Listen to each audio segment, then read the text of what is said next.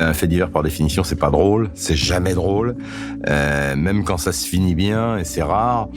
J'ai pas le souvenir de choses drôles. En revanche, à l'occasion d'audience, il y a des moments de rigolade. Dans les coulisses du crime, par Michel Marie.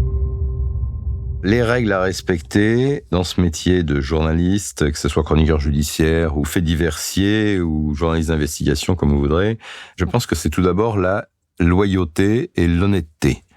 Il faut être loyal avec ses sources, avec les gens qu'on rencontre, pas leur dire n'importe quoi, pas leur promettre non plus quelque chose qu'on ne peut pas tenir. Quand un flic vous dit « je te dis ça, mais tu l'écris pas », évidemment, ne pas le faire. Et après, il y a l'honnêteté intellectuelle, entre guillemets. J'ai le souvenir une drôle d'histoire, c'était 2 policiers des renseignements généraux étaient soupçonnés à une époque d'avoir enlevé un pasteur à Paris, c'était le pasteur Doucet. Et on retrouve le corps du pasteur Doucet, mort d'un arrêt cardiaque dans la forêt de Rambouillet. Bon, a priori, c'est les policiers qui l'avaient enlevé pour essayer d'en faire un indice, et puis les choses avaient un peu dérapé. Et je pense qu'il est mort d'un arrêt cardiaque, de peur. Et après, les flics étaient bien emmerdés avec le cadavre du pasteur dans la forêt. Donc, ils l'ont laissé là et puis ils sont rentrés à Paris. Bon, ils ont fini par se faire avoir, ils se sont fait arrêter. Et il y en a un qui était défendu par Jacques Vergès, qui était un de mes amis. Et Jacques Vergès, donc je l'appelle, je lui dis, écoute, j'adorerais pouvoir rencontrer l'inspecteur Dufour, qui est ton client. Est-ce que tu penses que c'est possible? Et il me dit, mais bien sûr, cher ami, pour toi, rien n'est impossible. Bon, je dis, parfait, on fait comment? Il me dit, tu viens demain à 15h, il sera là. Bon, donc j'arrive au rendez-vous, et dans la salle d'attente, il y a l'inspecteur Dufour. Vergès fait les présentations en disant, voilà, Michel Marie, inspecteur Dufour, l'inspecteur Dufour est d'accord pour vous parler, je suis d'accord pour que vous lui parliez, donc tout va bien, je vous laisse. Quand vous avez fini, vous venez me voir. Et là, je suis face à face avec ce flic qui était suspendu, je crois, à l'époque. Et j'ai un magnéto, et je lui cache pas, je mets le magnéto sur la table, et je dis, ça vous ennuie pas si j'enregistre, mais c'est un gros truc à cassette, là. Et donc, là, pour le coup, j'avais préparé mon interview, là, j'ai pas fait à l'instinct, hein. Donc là, il y avait quand même des notes très précises de questions, et puis il y avait un petit piège, quoi, pour essayer de... Parce qu'en réalité, il niait les faits, hein, il niait les faits, et en fait, il se coupe dans l'interview. C'est-à-dire qu'à un moment, il me dit mettez pause, donc je mets pause, et en fait, vous n'allez pas me croire, mais je l'ai pas fait exprès, en fait, j'ai pas appuyé sur le bon bouton, donc ça continue à enregistrer. Et là, il me parle d'un coup précédent où ils avaient tiré des balles et mis le feu à une porte pour convaincre quelqu'un de collaborer avec leur service de renseignement. Je dis, mais en fait, c'est pareil qu'avec le pasteur. Là, dans un cas, vous tirez des balles à travers la porte et vous mettez le feu au paillasson pour intimider un type pour qu'il collabore avec vous. Et là, le pasteur Doucet, il était dans les milieux pédophiles, milieux intégristes, catho-intégristes ou je sais pas quoi. Et vous l'avez secoué dans la forêt pour essayer d'en faire un indice. Et puis voilà, les choses se sont mal passées. Et il me fait un espèce de petit oui. Il se coupe. Enfin bon, il avoue sans avouer. Enfin bon. Et du coup, j'étais bien emmerdé parce que j'avais cet enregistrement. C'était quand même dans les locaux du cabinet d'avocat de Vergès, qui était mon pote. Le rendez-vous se termine. Je vais ensuite voir Jacques Vergès dans son bureau. Et je lui dis, écoute, moi, j'ai qu'une question à te poser. C'est pourquoi tu as accepté de me livrer en pâture ton idiot de client. Il me dit, pourquoi tu me dis idiot? Je lui dis, parce que, en gros, il vient d'avouer que c'était lui qui avait fait le truc. Il me dit, ah bon, il t'a dit ça? Ouais, il le dit à demi-mot, mais enfin bon. Et il me dit, tu vas l'écrire? Je lui dis, écoute, je sais pas encore ce que je vais écrire, mais il faut que j'y réfléchisse. Jacques Vergès, il me dit rien, il me dit, fais ce que tu veux. Il s'en fout. Donc, il me donne pas de consignes, il me donne pas d'ordre. Tout à fait entre nous, moi, je pense que j'étais borderline, quoi, sur le truc. Et puis surtout, il y avait un problème juridique qui se posait, c'est que il avait été placé en garde à vue, il avait été suspendu, mais de mémoire, il avait de toute façon pas été condamné. Donc, dans tous les cas de figure, il était présumé innocent. C'était un flic des renseignements généraux. il était vraiment borderline.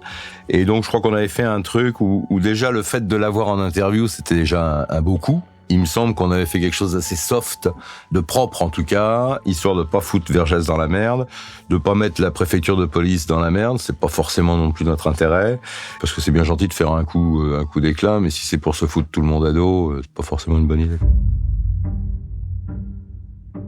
Un fait divers, par définition, c'est pas drôle, c'est jamais drôle, même quand ça se finit bien, et c'est rare. On est passé par la case prison, la case garde à vue, la case juge d'instruction. Donc, j'ai pas le souvenir de choses drôles. En revanche, à l'occasion d'audience, il y a des moments de rigolade. Et j'ai une anecdote qui m'a profondément marqué. Ça se passait aux assises de Beauvais. La cour d'assises de Beauvais a cette particularité que c'est un bloc de béton et la lumière ne provient que par des cloches en verre situées donc au-dessus du plafond, au-dessus de la salle de la cour d'assises.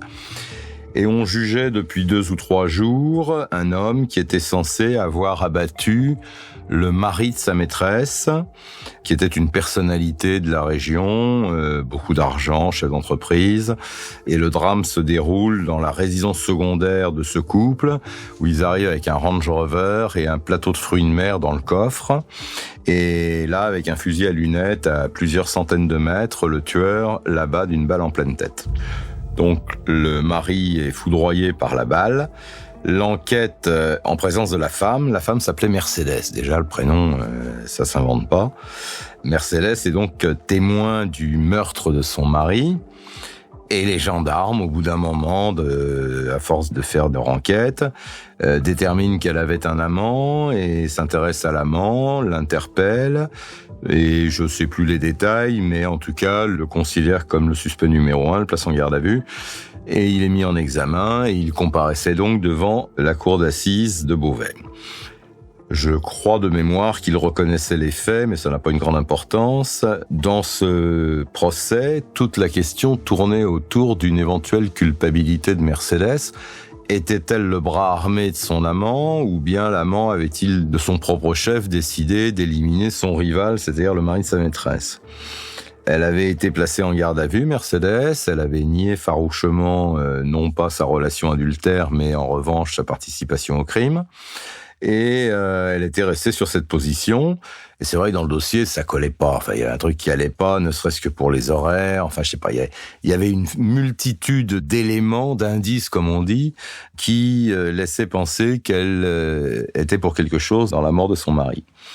Et donc, le président, il s'appelait Gillet, Éric Gillet. Le président Gillet, c'est un mec extraordinaire, tourne tout autour de Mercedes pendant tout le procès et attend vraiment la fin de l'audience au moment de clôturer l'audience, c'est-à-dire juste avant les plaidoiries, pour faire venir Mercedes comme témoin. Et là, il fait nuit, on voit donc les fameux globes en question, tout est sombre, et on fait venir Mercedes. Et Mercedes arrive, grandiose, Brigitte Bardot des années 60, manteau de fourrure, Ray-Ban, bottes en croco, un sac de marque, et une voix de crooneuse, de fumeuse crooneuse, enfin une voix exceptionnelle, une très belle femme. Et là, le président Gillet l'attaque. Et il commence à poser ses questions et il la met en difficulté, il continue. Enfin bon, c'est un espèce de jeu d'interrogatoire.